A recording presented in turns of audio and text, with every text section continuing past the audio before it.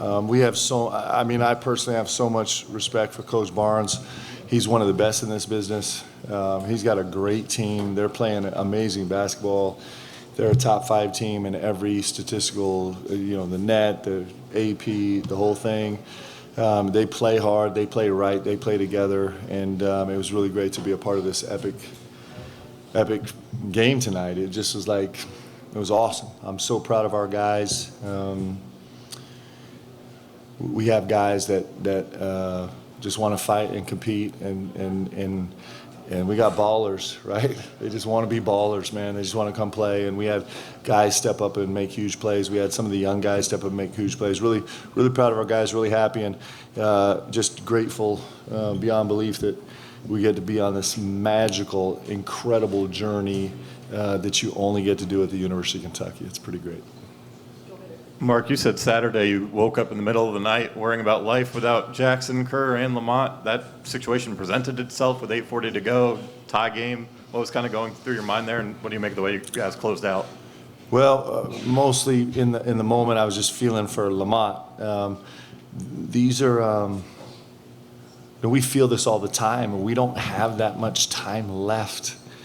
And he's been so incredible. He's such a winner and such a leader. And it's just I just want him so badly to be able to play. My heart's broken for Jax right now because, he deserves to be out there on the court and be a part of this. He's a super senior, and he's helped build this identity that we have right now. And so that was the biggest thing. I do trust that we'll find a way to get those guys healthy as soon as possible. But that was my biggest thought in the moment was just oh man, he's there's nobody that wants to be on this court more than Lamont Butler. So, Mark, okay, before the season, you talked about the freshmen being Kentucky kids. They knew it better than anyone on the roster. Did you have a gut feeling about playing the 606 kid from the mountains who's probably had to put up with Tennessee trash talking his whole life? Yeah, how fun is that? How about a big, massive shout out for Eastern Kentucky showing up today, huh? Just really special. We can't, we've got the Mountain Mamba, we've got the Holler Baller, which may be my favorite, and it's I give all the credit to Trent Noah's family and his community where he grew up, because this is what he is. He comes every single day, and he gets no love from us. He's not a featured guy in practice. He's not getting the media attention. He's not gifted anything. And he comes, and we've talked about this over and over, but it's fun to talk about it tonight because he was incredible tonight. He comes every single day and competes with full intensity, incredible physicality. I say this all the time, but his a clear heart, and an incredible focus. He's like a sponge learning, and then when you do that every single day, that's the part that people don't see. They just see tonight. But his journey to get to tonight was pretty special. He just is built. He's built different, man. He's a really special player, and he's going to continue to get better and better. As are all these freshmen. We have a really good freshman group. Mark, kind of piggybacking off of that. What gave you, I guess, the confidence to know he was going to be ready, in these situations in the last 4 games? Watching him work every single day. That's what it's. I had the incredible blessing to play for the great Larry Bird. So I was a diehard Larry Bird, Magic Johnson fan growing up, and I got to play for Coach Bird. And in quiet moments, I would listen to him tell stories about, here's one of the most confident players to ever step foot on a court, and just talk about where all that confidence came from, the work he put in. He's just I work so hard, I take so many shots that I don't believe I should get the last shot. I don't believe I should just earn the last shot on the team, but I believe I deserve to make it. And you watch Trent Noah work, and he's highlighted today because he was so good today, but he works that way every single day. And so that gives him confidence, it gives me confidence, it gives his teammates confidence. And so he's just, TP was great today. Colin Chandler had a big time dime, all 3 of those guys. We knew they needed to step up. This is the part in the season In fact, it was funny because we talked to media about it today. This is the part in the season where these young guys kind of have to become sophomores a little bit, and our roster issues are forcing them to do it, and they're ready. They're really talented players that have put it in every day. You know, these guys stay and shoot. The three of these guys, they stay and shoot like they play their own shooting game after practice. They'll be in the gym for an hour after.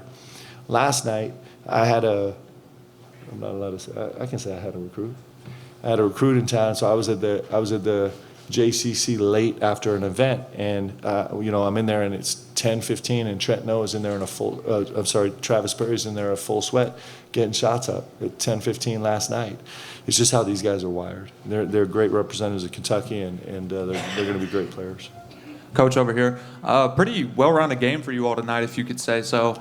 No single leader across the stat board. Everybody played pretty well. Ortega and Lamont both had 0 turnovers tonight. Can you just kind of talk about that a little bit and the play style kind of coming into tonight?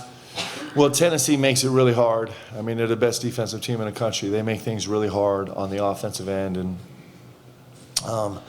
you know, I thought we had individuals kind of after individual step up and make great plays, but the guys did most of it together, and it's how we operate.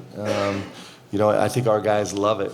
You know, some of the plays that really stick out, some of the highlight plays, you have Kobe Brea, you know, kind of against some full court pressure, being in attack mode, getting downhill, slicing the floor, digging in. That's his new coined term that we're trying to inspire him with, to get downhill, digging in, and throws an alley-oop to Ortega Owe, kind of cutting from the baseline corner. Like, those are not the two guys that we normally script to do that, but you see guys kind of growing. Their games are expanding and growing, and they're getting more comfortable with each other. It's pretty great. It's really special, and for us, it's going to be a team effort every single night. It's just it takes every single one of our guys. Every single one of our guys is making key, important plays. Every single guy on our roster that could play tonight made important plays, and that's, I like Kentucky being that way. I actually love it. I think it feels right to me. Maybe it's because of how we were when I played here. Maybe it's because what I know. Maybe it's because it's how the state of Kentucky works, this community works. But I dig it, man. I think it's a good representation of what we are in the state.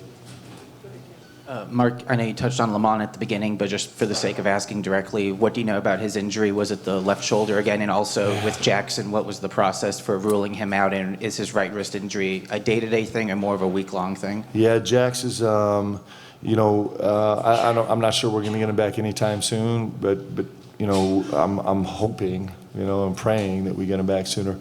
Lamont just was super scary. Like, he was right in front of me. He went down. The second he went down, you could kind of see as he extended out that it just torqued his shoulder a little bit, and it was just exactly what we didn't want to do. He was incredible, and he was brave tonight too. I mean, he's playing, you know, as a one-arm bandit out there, and he just working for his team. So we'll patchwork it together. He's you know, we'll keep figuring it out, but I thought he was brilliant tonight. I thought he was great. But, you know, he got the first steal on the first possession. Talk about a statement of like, hey, we're going to guard. And what was really fun was I didn't even see him race down the floor and score the layup because my eyes were drawn to Ortega Owe, who was like, I thought he was going to run up in the crowd and body surf. He was so excited about the defensive play, and that sets a good tone for our team. And you know, I'm hopeful that he can get back healthy as soon as possible. We'll see. Mark, back here to your right, way back here. Yeah. Lamont goes down, and then the air kind of gets sucked out of the building for a minute, and then Amari just dribbles it up the floor like a minute later. I mean, is this flexibility, this malleability rare, and how should it be appreciated through the wins and the losses? Well, I thought tonight was really special, guys. We have, you know, we're down to we have Kerr Krista sitting on the bench. We got Lamont Butler sitting on the bench, and we got Jackson Robinson, who's our retrofitted point guard, sitting on the bench, and then we got Amari, and TP is, you know, not naturally a point guard, but we're kind of shoving him in there as a freshman, and it was you know, to me it felt like a really heroic effort on behalf of our whole team. And Amari Williams he's a stabilizing force. Like, he kind of can bail us out of some complicated situation as a point center. And we've talked about it a lot, but he really is. I mean, I don't know anybody else in college basketball that's doing what he's doing. It's really remarkable. Yeah, Mark, You said Tennessee best defensive team in the country. You've hit them for 12 threes twice. Is this a style makes fights things where you guys are just difficult for them to play, or how do you see it? It's such a small sample size. It's just 2 games. But our guys, I think they understand what a challenge it is to go against this Tennessee team. It's a great defensive team. There's no 2 ways about it. They're great. And I think our guys look forward to the challenge. And we had some guys make some big plays. And, they exert so much pressure. Kind of the way we play is almost more functional against intense pressure if you can just survive. And so it's not a terrible fit for how we play, but it's an incredible challenge for sure.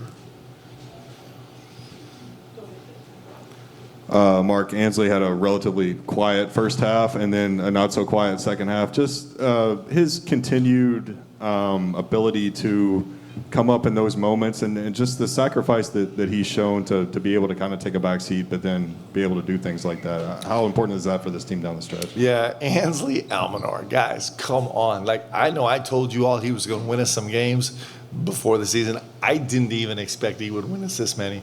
And honestly, I did not recruit him to be a downhill Euro step through contact finisher in the crucial moment of the game against the best defensive team in the country, but he did it. He's been so good. He just is, man, he's super fun, and he's just, you love having a locker room. And he came here for all the right reasons, and he came here for the right reasons, and so he's reaping the rewards beyond his wildest imagination right now. Like, this is super cool, man. How fun for him. I love every second of it.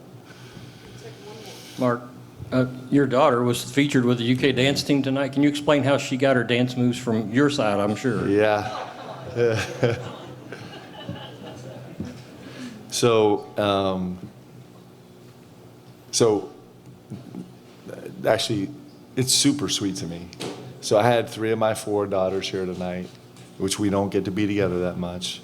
And my other daughter's out serving the world in El Salvador right now. And I got to have it's really actually pretty incredible. I got to have my daughter wearing my national championship jersey on our court in this game. And just like, it's not about me or not about us, but in a really personal way, that's a super special moment for me. Thanks, guys.